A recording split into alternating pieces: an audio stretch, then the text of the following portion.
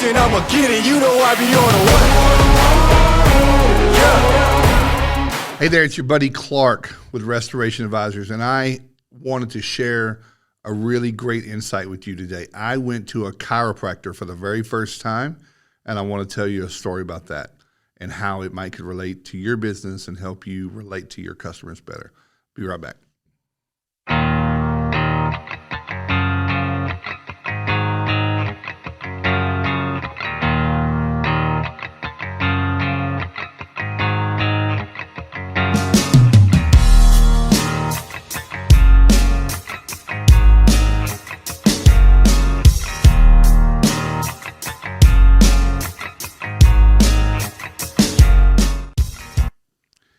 Hey there. So have you ever wished that your technicians could be better at relating to your customers and identifying who they are?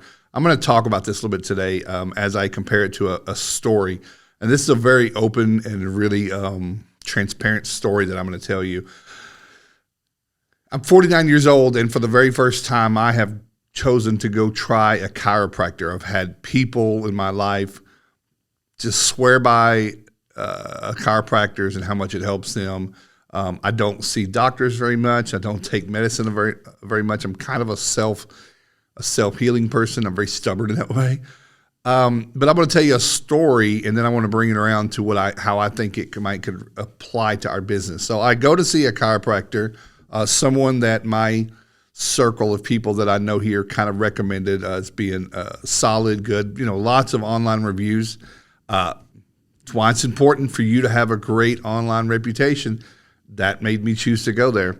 So I go see this doctor, and I'll skip all, I had to fill out all the paperwork, and I go and sit down, and his name is Steve. He comes out, and Steve is a small, very intentional man, very, very smart, but fit, very fast-paced. And Steve starts talking, asking, hey, what brought you here? I assume he's probably seen thousands and thousands of patients. But Steve had all of these models of skeletons around, which was pretty cool. And after just a few minutes of talking to me, asking me what was going on, he had asked me what I do for a living, which is now a consultant and a coach. But we were talking about construction in the contracting world. So he started diving into educating me on everything that I would ever want to know about the human spinal cord, structural body. Everything, throwing out the big words, throwing out all of that. But he was also trying to bring it over and use metaphors and compare it to things that I would relate to from a construction standpoint. So a couple things were going on there. What I want to tell you is, and this is about me, I'm a very direct, blunt, and forward-focused person. I interrupted Steve politely, I think. I hope it came across politely, but I said, Dr. Steve, I really want to be respectful when I say this, but I don't plan to ever become a doctor or a chiropractor. And I'm not really concerned about the structure and the bones. I understand why you're doing it. You would like me to understand why we are where we are. And some of that conversation probably was going to lead towards what I need to do to take care of myself above and beyond what he does. I recognize that. But I was on a time crunch. I have a lot going on, just like a lot of people. I wasn't rude, but I told him, I said, I get it, and I am over the moon confident that you know what you're doing, and I appreciate your effort to educate me. I think that's very valuable, but I'm not that guy. I need you to crack my back and do what you have to do, explain and ask me if I'm okay with some conversation, but I just need to get to it. We were making this appointment much longer than it had to be because he was trying to educate me, because he probably has a lot of customers and patients that want to know all of that stuff. But he was very professional. He said, enough said, thank you. He had more than enough to do. He was shorthanded. He had someone out with COVID, and he was just running around doing all kinds of stuff. I think I actually probably did him a favor. So we did some adjustment. We did some checking things out. He gave me some things. It's a work in progress. But the point was, he had an automatic mode that he went into, and I took a sales class a long time ago talking about how you have to recognize your customers quickly and appropriately, and develop a persona, an avatar, a persona for your client.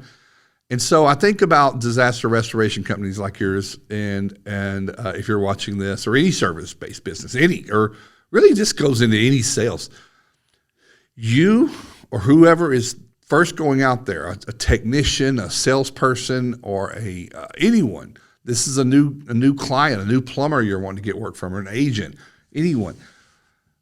You have to get a knack and an art and build skills around it, because we're not born with this. We don't get this in high school, but we have to teach our teams some tricks and not tricks, but some skill sets on recognizing signs and asking clarifying questions to understand what category this customer falls into. Specifically, you have a restoration remediation company and you do water damage floods. A house has flooded. Even from the first call, someone that answers the phone, whether it's you or someone at the front office or whoever's on call, they should start identifying from the very first syllable what category of person this person falls into. And I would say this is an exercise you do in the office, probably over about 2 or 3 weeks. And I've seen this done, and I can show you how. I've done this before with clients. We create a persona about who that customer is, what's important to them, how they're driven, how they're wired, what's important to them, what their concerns are. And then we alternatively create, well, this is how we're going to respond to them or communicate with them, approach them, honestly, maybe even price the job based on some things that you need to know. What's priority, what we're going to do first, we're going to take that most important. And we actually name that. So you're going to have customers, you're going to have, I won't say Karen, you might have a Karen, a Blake and a Kevin and a Sally and Mrs. Finkelstein, the real particular ones that has the pets, the little chewy pets. And I say all that because this is relatable for your team, not saying, hey, oh man, I've got a Mrs. Finkelstein for a customer. From the very beginning, everyone's speaking the same language in your company and saying, we have a customer who is a Blake. It's not meant to be derogatory. You certainly wouldn't want your client to know you're profiling them in such a way. But it puts you into a mindset of saying, I might need to send the right person to work with this kind of person, because some people don't have the patience. I'm going to let Jack go work with Mrs. Finkelstein or Holly. Holly has all the patience in the world. She wins over every single customer. You're setting yourself up to be super successful when you put the right people with the right customers and help them through their journey. You find out, are they concerned about money? Are they concerned about their health or their contents? Or if it's commercial, getting back in business, ask them, what do I need to know that I don't know? Do you have any events coming up? Well, I'm going to get you open as quick as possible, but I don't want to focus on the wrong things. This chiropractor visit just reminded me of that. Just that he was trying to figure me out. It was our first visit, but he now knows, and I assume he's probably, if he remembers me on our next visit, he's going to cut to the chase. And that's just who I am. Some people want to know about your dehumidifiers. They want to know how they work. They want to know how hot it's going to get. They want to ask a million questions. You need to have people on your staff that have the patience and the wherewithal to sit and answer each one of those and devise a plan and honestly document and address their concerns. If they tell you they have a concern about odor, then you need to address that. You need to have extra containment up. You need to have some deodorization, maybe some negative pressure to take odors out. Sound. I've had plenty of customers who said, I have a son one time. I had a son who's autistic, and the customer told me he's really, really, really agitated by sound. Well, I really built triple containment and got sheet insulation, batted, single face, and put that in between those. She couldn't hear anything. Son was happy. She was ecstatic with this job. She loved that we paid attention to what was most important to her. So I want you to just think about, I know how busy we are, and I know how hard it is to get people to work for us and to do what they need to do. But if you don't have technicians and staff that are as interested in helping customers in this way as you are, then you don't have the right people. You need to have people that are going to help you solve these kinds of problems. Because if you have a customer, alternatively, if you have a customer that is not like me, that wants all the details, that wants communications often, and you put a team out there to work on that job that don't communicate well, and they don't ask and they don't answer questions for her or him and ask if everything is okay and what else could we do, what your expectations are. If you don't have somebody who does that, you're going to have a calamity. You're going to have an issue winning that customer over and ultimately having a referral partner and getting a review, and certainly get paid in full when you hand in that invoice and that insurance company tries to tell them we have someone who would do it a whole lot cheaper. That customer is going to say, well, I don't know if they were worth $10,000, so maybe I'll side with the insurance on this. You don't want that. You want someone to say, no, they were awesome. They helped me through this whole thing. They understood me. That's all customers want. They want to be understood. They want to know that they are your only customer that day. They may not be, but they want to feel that way. You know I'm right. You go to a restaurant, you want that waiter to not walk up to you, can I get your order? Yep. Can you hurry up? Well, I'll come back when you're ready. No, I want a waiter or waitress that's going to sit there and say, yeah, I understand we have a big menu, and why don't you take your time. Let me know if you have any questions here. I love this. I love this. You want that kind of waiter or waitress in your restaurant if you had one. Guess what? They're going to get big tips. Guess what? People are going to come back and they're going to sit in his or her area. Have a company like that. Have a company where after you do a fire or water damage or mold remediation, they tell their friends and saying, listen, I worked with this awesome, especially now in this climate of lack of customer service. If you stand out and do this the right way, you're going to have people who, if someone asks them about, hey, I had a fire, I have mold in my house, I would tell you, don't use anybody but ABC Restoration. Those guys killed it.